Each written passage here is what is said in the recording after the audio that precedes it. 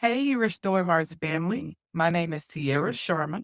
I am your host and producer of the show, and I am so excited that you have joined me today. Today, we're going to be starting a new series, and I hope that you've been enjoying the series that we've been doing so far this year. Started out in January with the Malice of Matriarchy. In February and March, we did a series called Mending Mother-Daughter Relationships, A Daughter's Journey. And so I hope that you've been able to tune into those. We have just completed Mending Mother-Daughter Relationships and Daughter's Journey. And so we're going to be starting a new series called How to Navigate the Social Emotional Component as We Parent Our Children. And this is such a great topic. I have a surprise for you. Are you ready? We have a guest educator, an expert educator who is going to be teaching us on this subject in this new series. And so let me take a moment to introduce you to the woman who will be presenting this new series to us. This is Shameka Brown. Shameka Brown is the CEO and owner of SCB Educational Consulting LLC and a professional development consultant for organizations and universities. She has a bachelor's degree in special education, a master's degree in educational leadership, and infant early childhood mental health certification. She has over 20 years of experience in education and is passionate about supporting parents and children through her parent group, Parenting on Purpose. Shameka is also actively involved in her community and church, helping children and young adults with their educational and spiritual goals. Her hobbies include singing, reading the Bible, journaling, listening to gospel music, and continuing to learn and improve in the fields of education and mental health. And so that is our presenter for this series, Miss Shameka C. Brown. And I am so excited to have her here with us. I actually joined her group, Parenting on Purpose, where she helps to mentor young women and just help give us encouragement and guide us on how to parent on purpose. And I was a mother of a 3-year-old, and I believe my youngest daughter was about 7 or 8 months old at the time. And I'm telling you that her words, her encouragement, her knowledge, her wisdom were just so significant and impactful to me in my life during that time. And so it is a great pleasure and honor for us to have her here to talk to us about these things. What we're going to be talking about in episode 1 is behavior has meaning. Shameka's going to be talking to us about behavior has meaning in episode 1. So I want you to make sure that you have your journal and you have your pen, because there's going to be some great nuggets and some great gems that she's going to drop to us throughout this next month. Episode 2, we're going to be talking about love language. It's going to be part 1 of the 5 love languages to connect social emotional component of raising our children. And that is based off of the 5 love languages by Gary Chapman. Then this is what we're referencing to when we're talking about love language. Yes, just as we have love languages as adults, our children also have and operate through those love languages. And so it is important that we get to know those. And in episode 3, this is going to be part 2 of our love languages episodes. And we're going to continue that discussion on connecting the social and emotional component of raising our children using the 5 love languages. And then episode 4 is going to be a great one. Episode 4 is going to talk to us about how to take care of ourselves as parents. Self-care for parents one-on-one. How many of us do an excellent job of taking care of ourselves as a parent? I'm still working on it. And so these tips, tools, and these just words of encouragement to us as parents are going to be so vital for us as we continue our parenting journey. And so I hope that you are ready for another great series. I want to remind you before we get started about our purpose here at Restore Hearts TV. So here at Restore Hearts TV, we combine faith and mental health to provide holistic education and empowerment to men and women who want to improve their mental health wellness. And our vision is to provide quality access to mental health wellness education to the community. Our mission is to equip men and women spiritually, mentally, and emotionally with fundamental education and skills required to help prevent mental health crisis in the community. And as you can see up top, we don't want you to cope with mental illness. We want you to live free from it. Once again, I'm so excited to be able to present to you Ms. Shameka C. Brown, which is part of the vision of providing quality access to mental health wellness education to the community. I know that you will be blessed and educated and empowered by this series. And so, hey, stay connected to us on social media. Let us know how these videos and how this series is impacting you, is helping you be a better parent, and helping you to connect better with your children. Let us know. We love to know how this is impacting and empowering lives. It helps us, keeps us energized. And so the next voice you will be hearing will be the voice of Shameka C. Brown. Enjoy. Welcome. Today we're going to talk about behavior has meaning. I am Shameka Brown of SCB Education Consulting. And today we're going to talk about understanding behaviors, which is key to understanding the growth and creating a relationship with your child. And when we start today, we want to make sure that we understand what is behavior.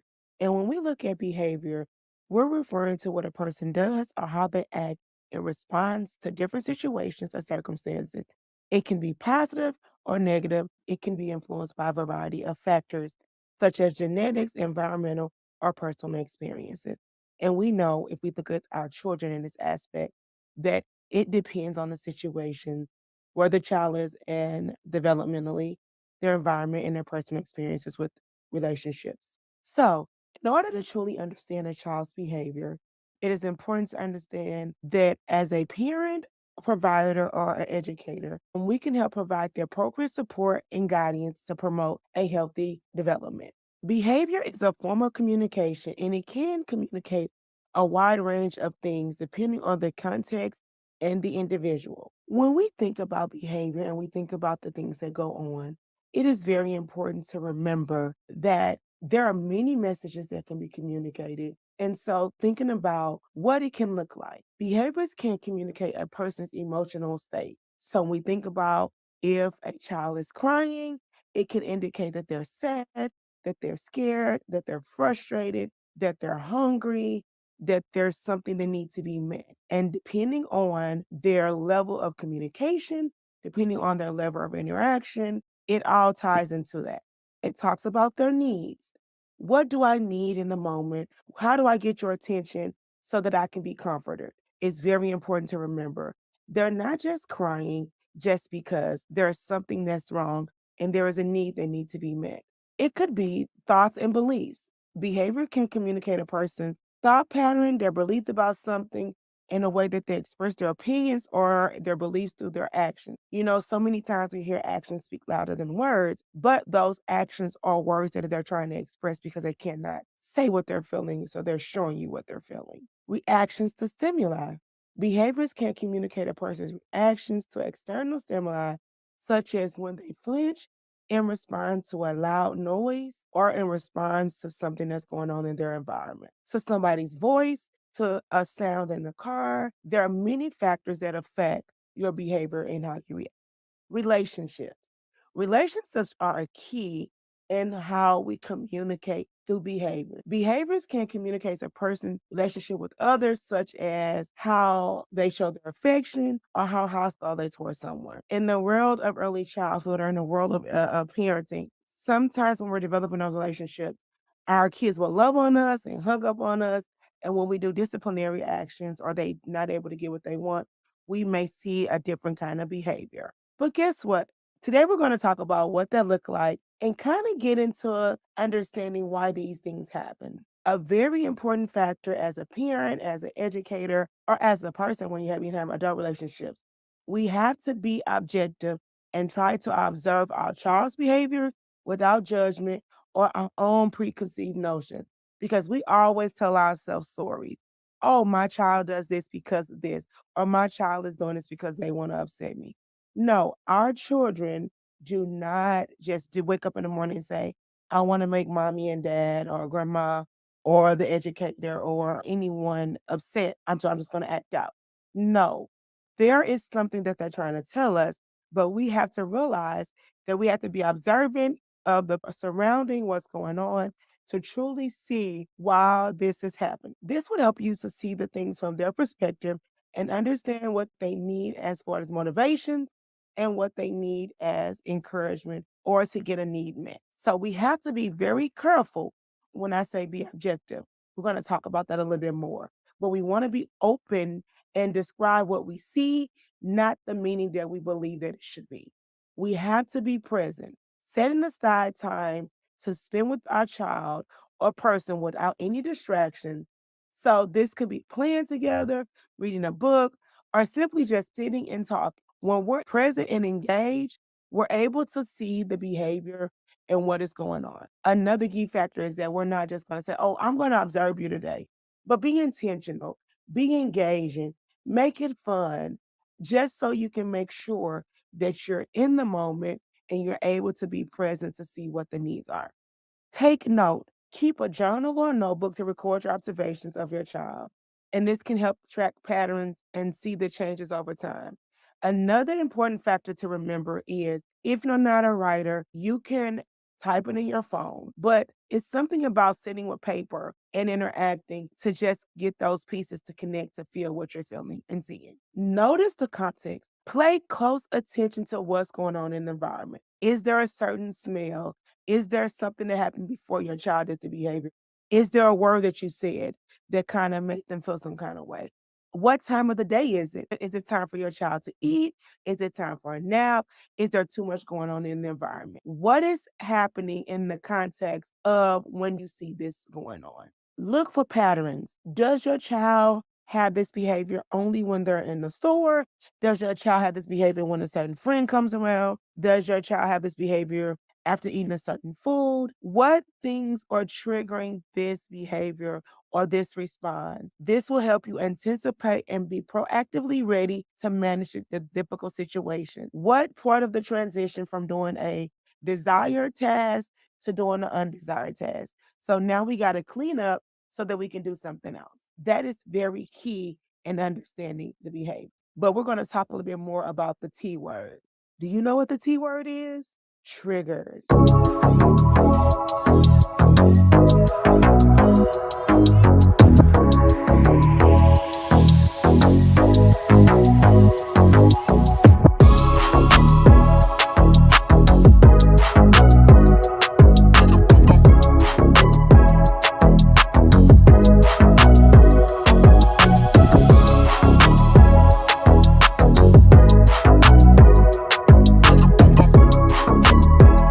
What are triggers? We hear it so much nowadays. Don't let that trigger you. Don't let this happen. So, triggers are specific situations and events or conditions that causes the individual to react in a certain way. So, when thinking about it in the context of behaviors, triggers can refer to anything that sets off a particular behavior or emotional response in a person or a child. For an example, if I tell my son no, it sends red flags off and he begins to cry. So I'm very selective with the words that I use when I'm interacting. So I try to make sure I don't say, at this time, we're not going to have this food. Instead of saying, no, you cannot have it, because I know over past times and past situations, when you say no, it sets a stage. So being very selective and figuring out what the triggers are.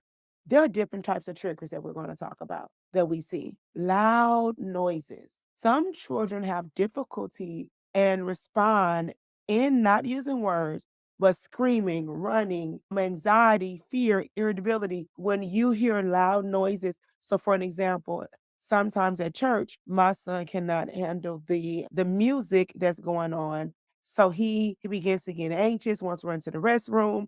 I know that's a trigger, so now we carry headphones to help support him when he begins to feel those kind of emotions. So, does loud noises affect? Do you see these behaviors when there's a lot going on or it's a lot of loud sounds? Transitions, moving from one activity to another, a desired activity to going to eat dinner. How many times do we see the crying, the teacher said they have to fit, they don't want to clean up? If we know that's a concern, how do we prepare them for that so that we don't have those moments? Because there's sensory sensitivity that cause difficulties to transitioning. They're not just doing it because they just don't want to. It's a process in their body that goes on that kind of triggers them to act out in ways that are not acceptable at that time during the transition because their body is doing whatever it is to communicate to you what those concerns are. Hungry or thirsty. Feeling hungry or thirsty can be a trigger from some children. They get irritable, they get cranky,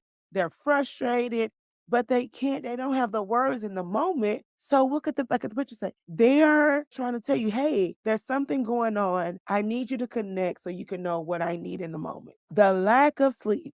Raise your hands, put it in the chat box, or write it down. How many times we hear They didn't sleep good last night. And when we pick them up from school, they're saying they were moody, they were hitting, they were biting. Well, that's because sleep is very important for understanding the child's behavior, knowing how many hours they need, what we need to do to make sure that they're okay. That is very imperative. Social situations, too much going on, too many people, too many activities, birthday parties, classroom settings, a whole lot of people can be overwhelming for students or children or your child. Church services, going to Disney World, going to Sky Zone. When you begin to say, oh, they just won't act right, it's overwhelming. They're nervous, their anxiety, but they don't have the words, so they are showing you the behaviors. So if you know in social situations, you're seeing these behaviors, take note and create a plan to help them transition. Big, big, big thing. It is important to note that triggers can vary widely from person to person and can be unique to each individual. By identifying and understanding your child's triggers, you can help them develop strategies to cope and manage their emotions and the behaviors in those situations. So we're not going to just let them just go out there and just do this behavior and just have this concern. We're going to observe it, then we're going to help them create a way to manage and cope. So remember, we're not spying on them or trying to control their every move. We want to be attentive and responsive to their needs and help them develop healthy habits and strategies as they grow and develop and create relationships. Now, what? Once you identified your triggers, the next step we're going to talk about is strategies to help manage and cope with their emotions and behaviors in those situations.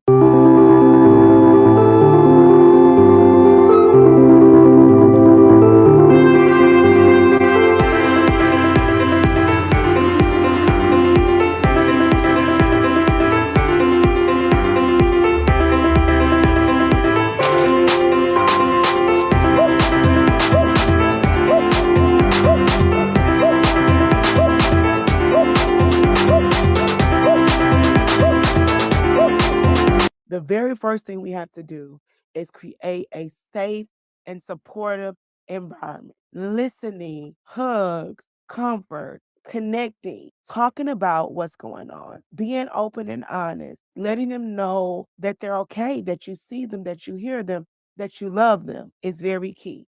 Ensure that their child feels safe and secure in their environment. That even including providing a calming space for them to retreat if they're overrun. So I would encourage you to create a little small area in the living room, in an area where there's not a lot of interaction, and put some things that your children like pillows, diffuser with scents in it, coloring books, a reading book, blocks to stack, something that's going to help them calm down in the moment so that they can interact and be present. Also, setting up routines and schedules that provide structure and predictability. That is key. That is important. That is letting them know that, hey, I see you. I know what you need. Let's do this. Teaching them the coping skills. How might I help you to calm down in the moment? We're going to talk about that a little bit more. Teaching them how to tell you, express the feeling. You can help them by managing their emotions by teaching them ways to cope, counting, breathing, dancing, singing, going for a walk, deep breathing. Keep it simple. Help them to understand how to breathe. So use a simple exercise. Let's say, okay, 1, 2, 3, in, breathe out. It's a great way. You can describe it like this: taking a big belly breath like you're blowing up a balloon. So in, release the air from the balloon. In, make your belly like a balloon. Release the air. You try it. In, release. How much a difference in calm that is. Try that app. Make it fun. Using props and bubbles to engage. You might use a pinwheel or a bubble wand to help them say deep breaths, blow the bubbles, allow the bubbles. It's engaging, it's fun, it's a way to take those deep breathing moments. Practice regularly with them. Encourage them to take deep breath with you through different exercises so they won't feel stressed and overwhelmed. But it also helps to build habits to make it easier to use when they need it. Positive reinforcement. Praise the progress of your child, their efforts, help them to identify the positive effects of the deep breathing exercise on their mind and their body. Model the behavior. Show them how to do it. Invite them into a calming moment with you when you're having some trouble. This can help normalize the importance of behavior and reinforce how important it is to breathe and have those coping skills. Remember, deep breathing exercises that I just talked about, it's only one way to manage stress, and it's important to encourage your child to talk about their feelings and seek out additional support if needed. What does this mean? It is important to remember that behavior is not always a conscious choice. There may be underlying factors that influences a child's behavior, such as environmental, developmental, and even neurological factors. By understanding the message that the behavior is communicating, we can be empathetic and respond to the needs of our children and work to support positive behaviors and address challenging behaviors. Why does this happen? There's so many factors, as the other slide said. It could be neurological, it could be developmental, it could be the temperaments. There's many factors to think about, and we will get into those on our next episode. Take a moment and practice some of those deep breathing exercises that we talked about. I will say, give yourself a homework assignment. Think about your child's love language. That'll be our next conversation on understanding our child's behaviors. And not only understanding our child's behavior, but connecting and building from that level of the love language of our child. I encourage you to look up the love language challenge. It's Gary Chapman, and I would encourage you as you're understanding and doing some of those things that we just talked about. Also, taking a moment and do the love language quiz with your child, with your loved one, with your significant other to see what it is so that you'll be able to connect and understand the things that you see. And yes, there are love languages for our children.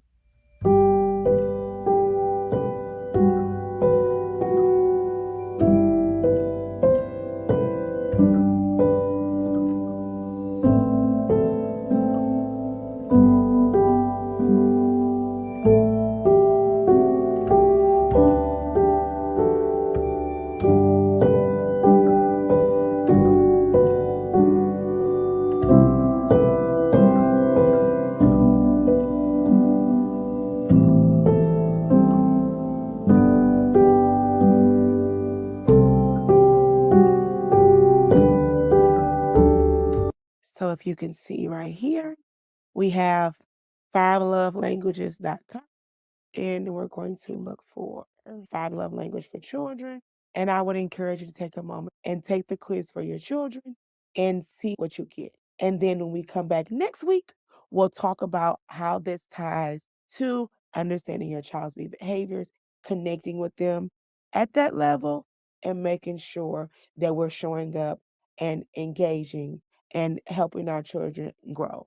Understanding behavior is important, and then we tie in those love languages, and we can build an intentional, loving, caring relationship with those that we're connected to. I hope you enjoyed this episode. See you next week as we talk about those love languages and how it ties to understanding behaviors. Have a great day.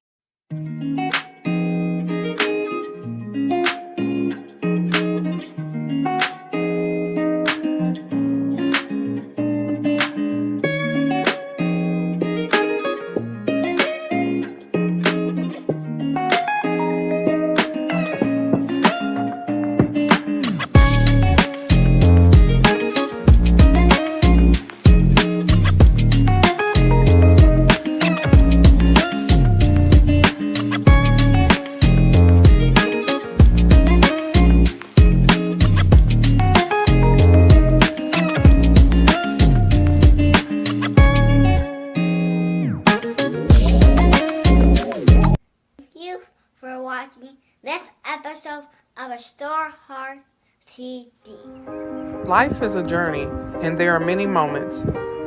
Some moments are smooth. You flow through them effortlessly. There are other moments when life's challenges interrupt your momentum, yet you find the strength to get back on track, to keep moving.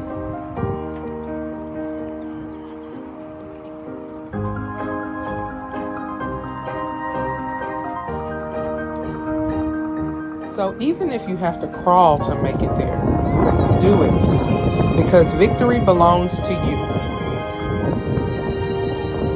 You are equipped to handle every part of the journey. You were created to overcome this. Don't give up.